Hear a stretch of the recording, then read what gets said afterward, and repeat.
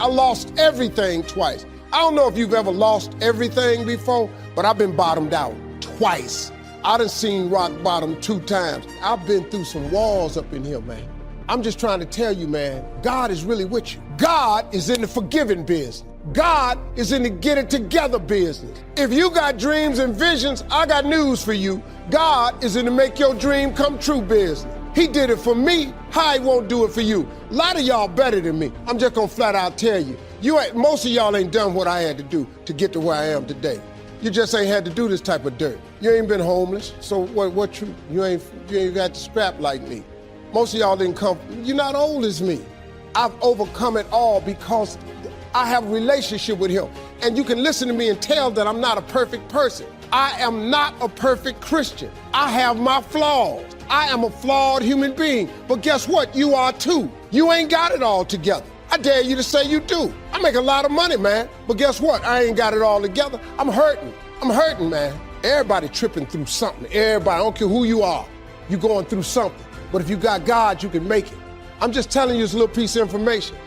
I don't see most of y'all most of the time. So you're sitting here, you're kind of looking at me a little bit odd. Why Steve talking like this stuff? I'm just trying to put you on game. Because let me tell you, all y'all want to be successful and you want to be happy, but you got to get there. It's a shortcut to getting there. The shortcut to getting there is the relationship with God. If you try it without him, you're going to fail miserably. You're going to sink, man. It's going to be ugly for you. Now, this is what you got to do. Identify your gift and get busy with it. God gave all of you a gift. Identify your gift. It is the thing that you do the absolute best with the least amount of effort. That's your gift. Get busy at that. If it's drawing, if it's teaching, if it's sharing, if it's caregiving, he put that gift inside of you. He didn't hide it under a rock or put it under the mountain or put it on the mountain somewhere. He put the gift in you. And you look at me any kind of way you want to. What I'm just telling you is real. That's how you become successful. And so he said to me, if you haven't got a list of your goals, Mr. Rohn, it's probably because you don't have enough reasons. He said, I'm sure since I've met you, you have enough intelligence. And he said, you have enough good health. And he said, you have, all of those things working for you. But here's what you must work on now is to have enough reasons. Looking into the future, developing reason. Okay. Now here's a note to make. It's important to make sure that the greatest pull on your life is the pull of the future. Some people let the past pull them back.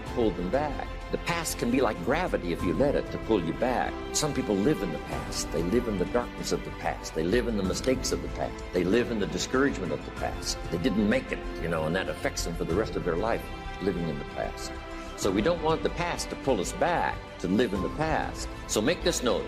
Dreams and goals can become magnets. Dreams and goals can become magnets. And the stronger the goal, the higher the purpose, the more powerful the objective, the stronger this magnet is that pulls you that direction. Now, not only does your goals and your objectives pull you that direction, here's what they also do. They pull you through.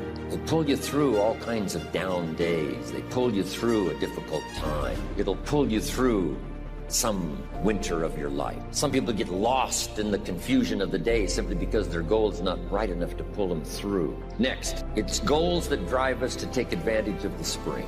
Why would the farmer put the plow in the ground in the spring if he couldn't see the vision of the harvest when the summer is finished? Is it possible to see the finished harvest? And the answer is yes. We do that simply by faith. Key phrase, faith is the ability to see things that don't yet exist. So here's what we want to do in our goal-setting session, is to start looking into the future of what you would like to accomplish, where you would like to go, the person you would like to be, and see if you can't get a better picture of the finished objective. See yourself there. See yourself in possession of. For your dreams to greatly influence you, for the future to pull you, your future must be well planned. There are 2 ways to face the future. One is with apprehension, the other with anticipation. Guess how many people face the future with apprehension? Why? They don't have it well designed. And without really thinking about it, they have probably bought someone else's view of how to live. You will face the future with anticipation when you have planned a future you can get excited about. When you have designed your future results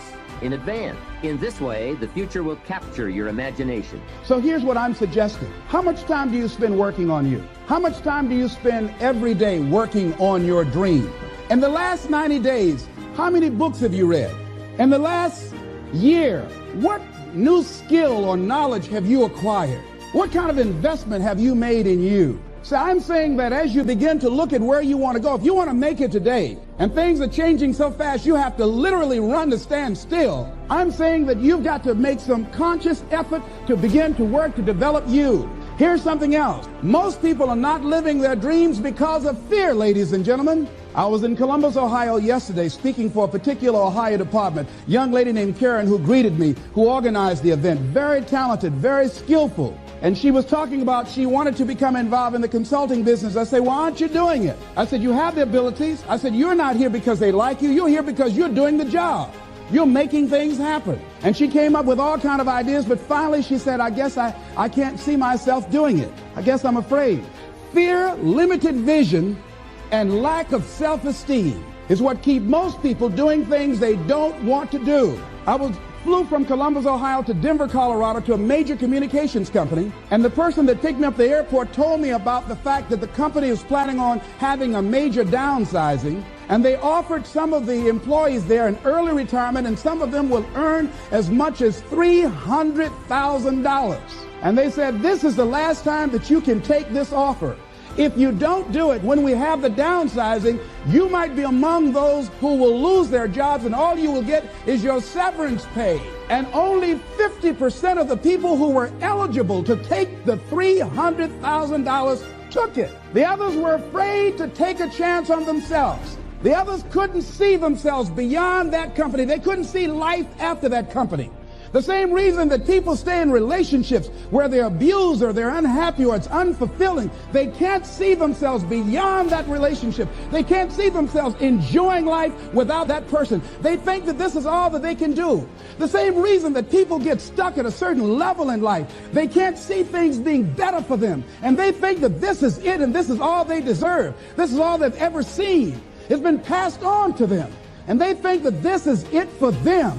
Oh, no. I was looking what Dr. Blanton, Smiley Blanton, who is a colleague of Dr. Norman Vincent Peale, what he said about fear. He said, fear is the most subtle and destructive of all human disease. Ladies and gentlemen, fear kills dreams. Fear kills hope. Fear put people in the hospital. Fear can age you. Fear, ladies and gentlemen, can hold you back from doing something that you know within yourself that you're capable of doing, but it will paralyze you. And it seemed like you're in a hypnotic spell. And I ask you a question, what is the benefit? Everything that you really want in your life comes down to one thing. You want some kind of change in how you feel, or what I call a change of state, the state of mind or body you're in at that moment in time. We all want to change how we feel. Think about it. The only reason you want more money, you don't want little pieces of paper with pictures of deceased notables on it, do you? Of course not. You want money because of what you think it'll give you. You think it'll give you more freedom, more fun, or the ability to give to other people. You believe it's going to lead to some kind of pleasure if you want it. Say, I want a business. Listen, I know a lot of people in business who don't want their business anymore. The bottom line is it's not the business you want, it's what you think a business will give you, the feeling changes you think it will give you. Somebody says, I want to get married. They want to get married because of what they think that will give them. Or I want a relationship. They think it's going to give them a certain kind of feeling.